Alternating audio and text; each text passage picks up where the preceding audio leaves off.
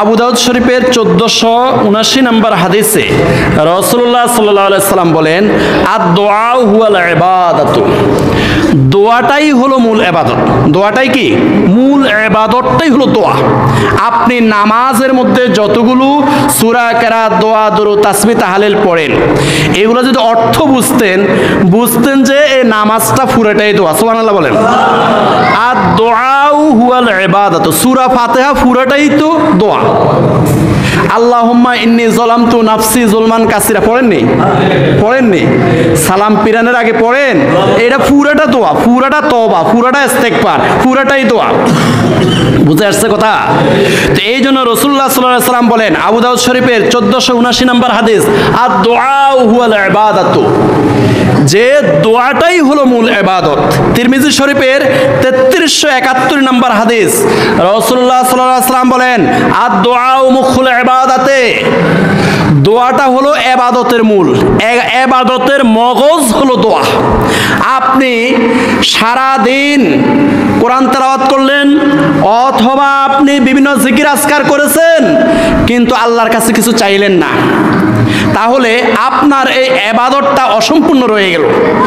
রাসূলুল্লাহ সাল্লাল্লাহু আলাইহি সাল্লাম বলেন, আদ-দুআ মুখুল ইবাদাতে, ইবাদতের মগজ, ইবাদতের মূল হলো দোয়া। বেশি বেশি করে আল্লাহর কাছে দোয়া করতে হবে। মাল্লাম ইয়াসআলিল্লাহ ইয়াগদাবু আলাইহি, যারা দোয়া করে না, আল্লাহর কাছে চায় না, আল্লাহ তাদের উপর রাগান্বিত হয়ে যায়। নাউযুবিল্লাহ বলেন। প্যারে হাজরিন, রাসূলুল্লাহ সাল্লাল্লাহু আলাইহি সাল্লাম বলেন, আশরাফুল ইবাদাত আদ-দুআ। ইমাম বুখারীর আদাবুল মুফরাদের 718 নম্বর হাদিস, রাসূলুল্লাহ সাল্লাল্লাহু আলাইহি সাল্লাম বলেন, আশরাফুল ইবাদাত আদ-দুআ, সর্বশ্রেষ্ঠ ইবাদত হলো দোয়া। আপনি যত ইবাদত করেন, এই পৃথিবীর মধ্যে আপনি সাবালক হওয়ার আগে পরে মৃত্যু পর্যন্ত যত ইবাদত করেছেন, যত ইবাদত করবেন, তার মধ্যে সর্বশ্রেষ্ঠ ইবাদত হলো আল্লাহর কাছে দোয়া করা। আল্লাহর কাছে কি করা? এই হাদিসখানা ইমাম বুখারীর আদাবুল মুফরাদের 718 নম্বর হাদিস, আশরাফুল ইবাদাত আদ-দুআ, সর্বশ্রেষ্ঠ ইবাদত হলো আল্লাহর কাছে দোয়া করা।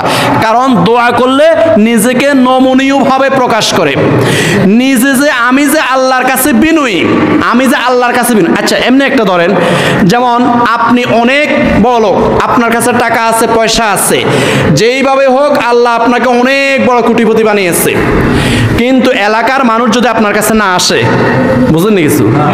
এলাকার মানুষ আপনার কাছে আসলো না, খুঁজলো না, যাকাতের জন্য আসে না, ফেতরার জন্য আসে না, শাড়ির জন্য আসে না, লুঙ্গির জন্য আসে না, ইফতারের জন্য আসে না, কিচ্ছুর জন্য আসে না, তাহলে আপনার কাছে কেমন লাগবে? আপনার কাছে কেমন লাগবে?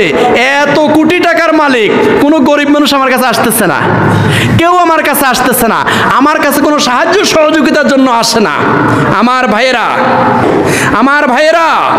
আল্লাহ পাক রব্বুল আলামিন এমন এক দাতা, এমন এক মহান রব্বুল আলামিন, এমন এক দাতা রব্বুল আলামিন, ওনার ব্যাপারে রাসূলুল্লাহ সাল্লাল্লাহু আলাইহি ওয়াসাল্লাম বলতেছেন, মাল্লাম ইয়াসআলিল্লাহ ইয়াগদাবু আলাইহি, যারা আল্লাহর কাছে দোয়া করে না, যারা আল্লাহর কাছে মুনাজাত করে না, যারা আল্লাহর কাছে চায় না, আল্লাহ তাদের উপরে রাগান্বিত হয়ে যান। নাউযুবিল্লাহ বলেন।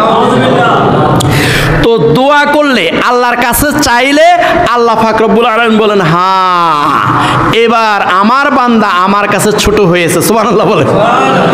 আমার বান্দা আমার কাছে নমনীয় হয়েছে, আমার বান্দা আমার কাছে বিনয়ী হয়েছে, অতএব আল্লাহ পাক রব্বুল আলামিন তার উপর সন্তুষ্ট হয়ে যায়। সুবহানাল্লাহ। এই জন্য বেশি বেশি করে দোয়া করতে হবে, বেশি বেশি করে মুনাজাত করতে হবে, বেশি বেশি আল্লাহর কাছে চাইতে হবে, আল্লাহ খুশি হন।